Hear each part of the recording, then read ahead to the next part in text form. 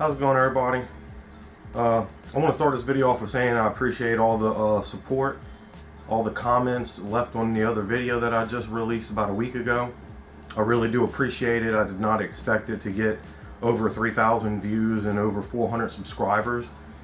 That's pretty exciting. I really did not expect that. So again, I want to say I appreciate everybody that's watching the video, liking it, and subscribing to the channel.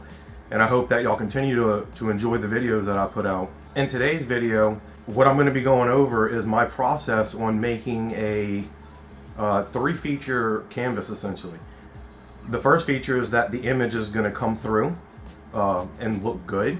The second feature to this is going to be adding 2 different colors of fluorescent to the canvas. And the third is a glow-in-the-dark feature. So this is something I haven't done before. And I like to try to push boundaries, so I figured let's do a fluorescent, and why not, let's try to see if I can make it glow in the dark as well. Let's go ahead and get started. Alright guys, so I didn't stop and think that I should have probably filmed this video from start to finish, but if you've seen my other video, you know that when I prep any canvas, I always start with a white base coat. This is something that I wanted to try today and see how it was going to work out. I have a test piece in the machine. It's about halfway done, and from the looks of it, it is working out exactly as I planned. I'm going to go ahead and jump in and show you kind of what I've got going on here. This is a canvas piece that I'm working on. This is using fluorescent pink, Rust-Oleum. Again, you can get these materials at Home Depot, and it is using a fluorescent yellow. So my plan for this is that this is going to be a 2-way image. Hopefully, if everything goes out right, it's going to work just like this. The image is going to come out in a faded look coming from this fluorescent pink moving into the fluorescent yellow.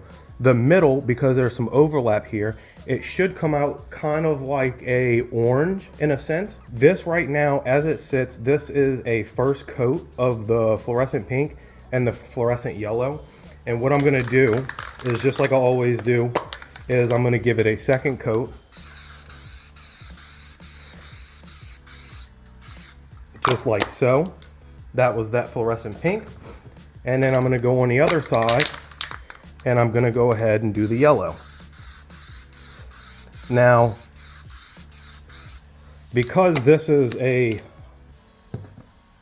2 colors in one that kind of fades, the overlap part is a little difficult, just because you don't want your paint to spray on one side or the other depending on your color, because then you'll get some overage and then your colors kind of overtake the other color. So for the middle section here, I try to get as close as I can with each paint, but let the overspray hit the area in the center. And what this does is gives me that fading look, as you can see on the canvas as is.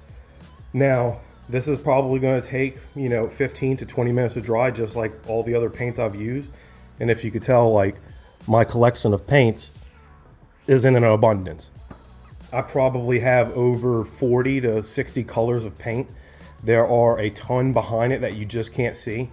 This area is my painting canvas area. At times I'll have 2, 3, or 4 canvases on here. With my white base coat, I try to prep all, if I'm doing 4, I prep all 4 at the same time with the white, and then I move them out of the way as I'm working with particular colors.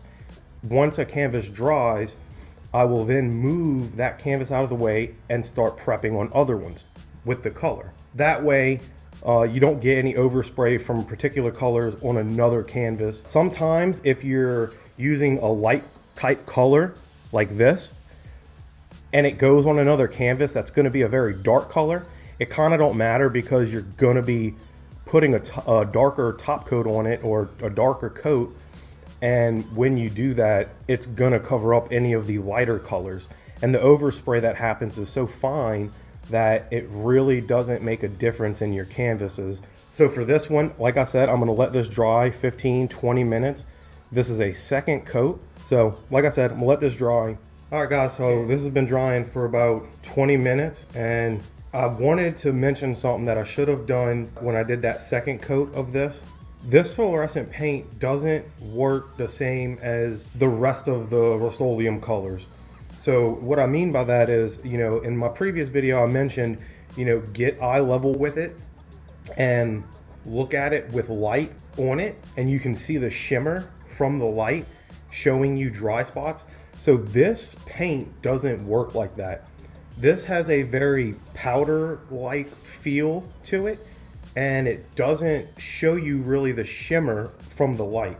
You can see a wetness to it. It's very odd the way that it looks. I would still look eye level with it and see how it looks. You can see a wetness. It's just hard to explain on the video, but there's a lot of blotchy dry spots, but that's because I guess it's drying so fast, and maybe the type of paint that it is, maybe it has some kind of powder essence to it. But if you ever try one of these, you'll kind of see what I'm saying. The best thing I can say is when you spray it as evenly as possible. Take your time and make sure that you're getting, you know, good coverage, because that's key to these canvases is coverage. Anything that has an uneven surface, it's not going to burn properly. So moving forward, glow in the dark Rust-Oleum. So I've done a couple tests with this, and it's not clear. It kind of has this green sheen to it, but I do believe that it is clear enough to not mess with the image itself. So I'm going to apply this the same way that I've done everything else. Cross pattern, one coat and then a second coat. And here we go. Now, on this paint, from all the other little tests that I've done, it does have a sheen or a shine to it when you look at it in the light. So this is just like everything else. Get eye level with it and make sure that there's no dry spots. And I see that there was a couple of dry spots on it, which is why I'm doing a nice coat with this. Again, you know, a lot of these paints, they work differently and they're not all the same, so you have to try to use your best judgment, try to look at it in a way that works best for you.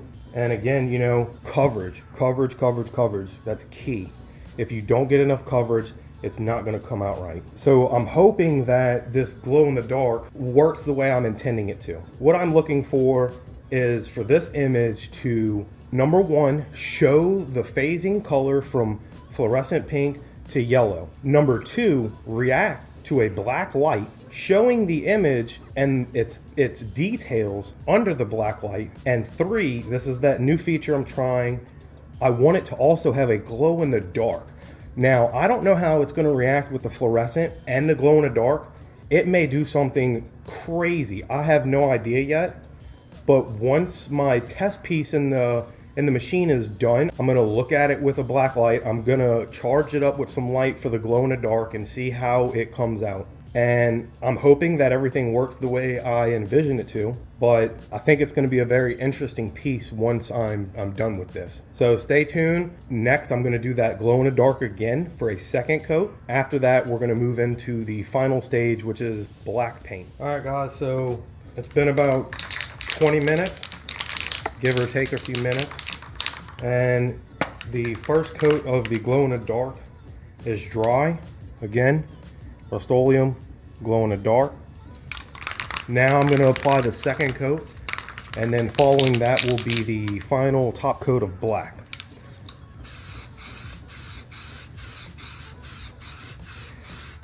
Now, at this point, my test piece has finished, and I have yet to see how it actually is turning out. So while this dries, I'm going to actually go check the test piece and see if the fluorescent worked and if the glow in the dark worked. Other than that, this is, you know, pretty easy. You just make sure that your layers are nice. You make sure that they're flat.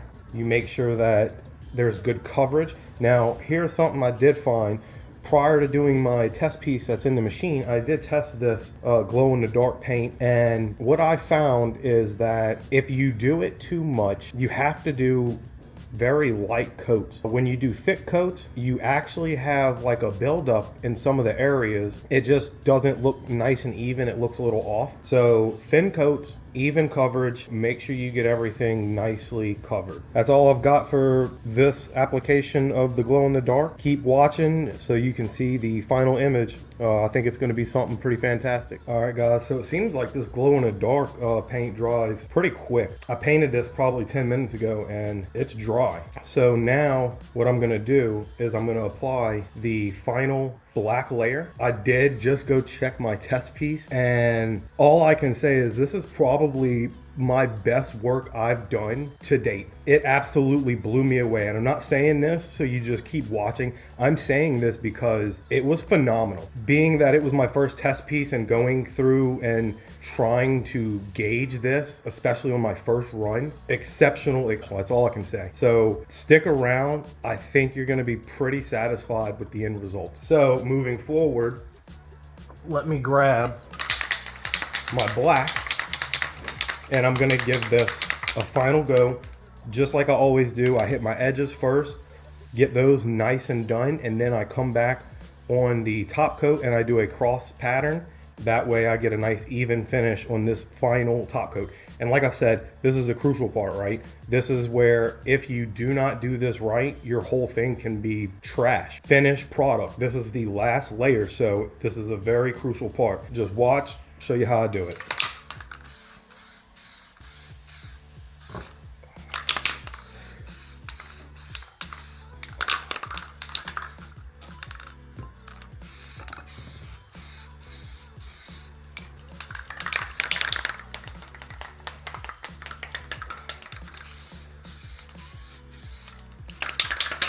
Can is about empty. I'm hoping it'll make me all the way through.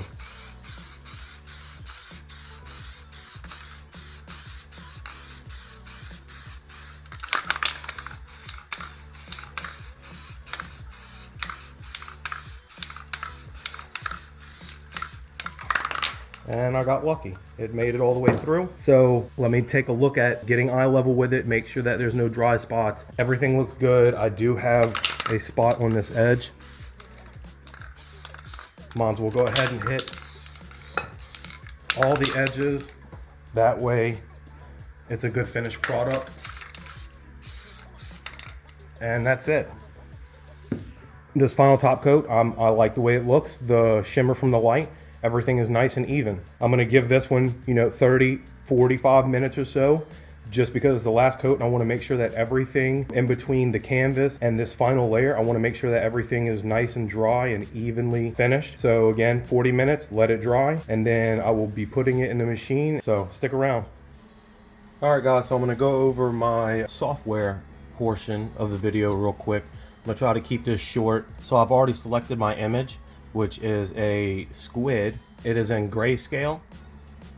I've inverted the image. I've left my contrast, brightness, white clip alone, and my grayscale conversion and algorithm are the defaults. So since it's selected, I created a toolpath.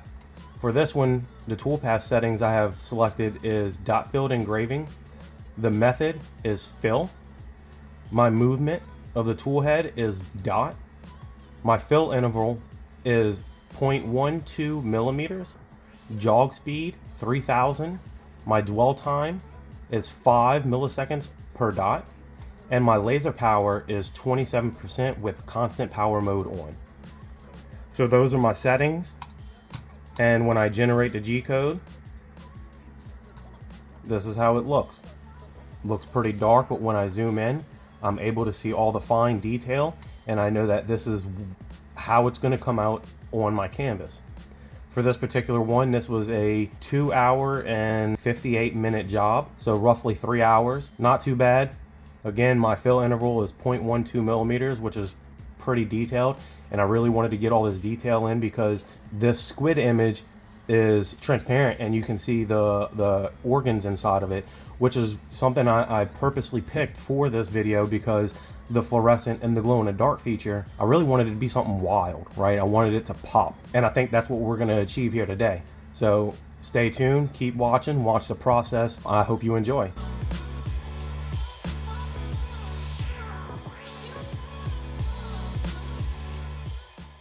Alright guys, so the laser engraving part is done, and what you see is a squid on the canvas. There's still residue left behind, and something I didn't say in my other video is I'm going to be doing a dampened cloth, and this is just dampened with just water. So no chemicals, nothing like that, just water on a cloth, wet, and let's see how this goes. Okay, so far so good. The image is showing all the way through. So I'm going to have to pick this up a little bit because it does have a little rough residue stuck to it, and I'm going to have to give just a little bit of extra scrub to it. So just bear with me for 1 second.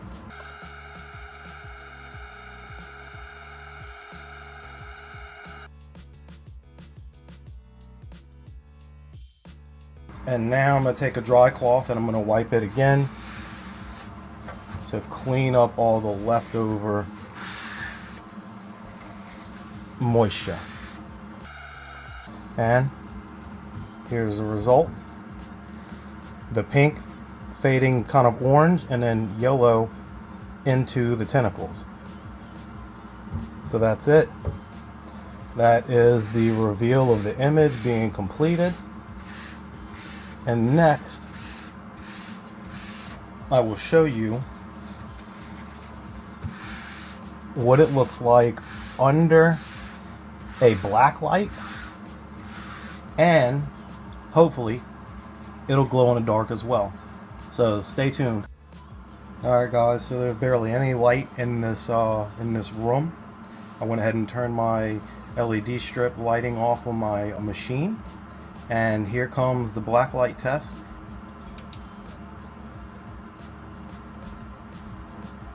Exactly what I was looking for. You can see the fluorescent, you can see all the detail even with the fluorescent. Now what I'm going to do is I'm going to put this black light on it pretty good, and it should charge the glow, and if it does, and if everything I did worked out exactly like I'm hoping, we will have a glowing image with no light. So let me give it a charge.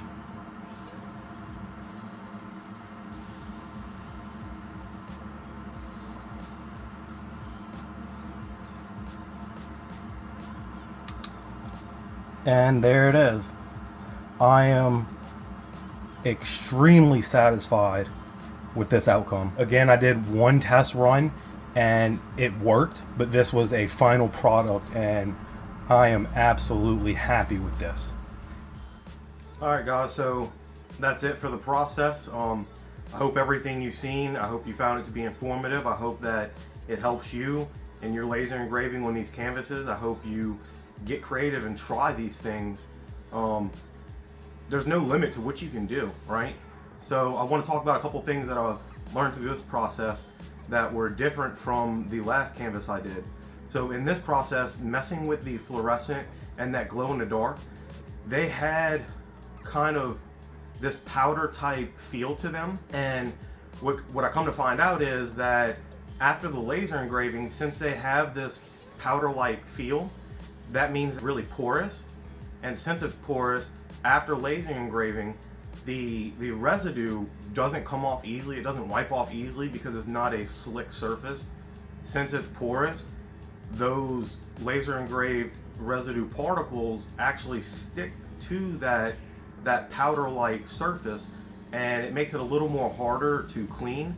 But as you've seen in the video, you know, I had to kind of pull it off of my tray, and I kind of had to apply some pressure to it to get all of that residue off to where the image would show properly. And it wasn't that hard, I just had to add a little more effort into my wiping. Other than that, you know, the process is the same as you've seen in the previous video.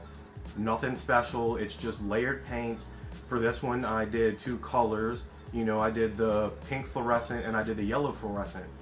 and then I added that glow in the dark on top of everything. So again, it's that same process of layered paints, and I did try to change it up a little bit with the fluorescent two-tone on it, and it faded from fluorescent pink to fluorescent orange to fluorescent yellow. So again, I hope y'all enjoyed this video. If you haven't subscribed already, go ahead and do so now. If you like the video, give it a thumbs up. I do have a couple more videos in the works that I plan on releasing over the next couple of weeks, and I hope that y'all, hang around and y'all watch these videos and kind of see the creative things that I do. And again, I appreciate everybody, taking their time to watch these videos. I hope that you learned something. That's it, keep on crafting.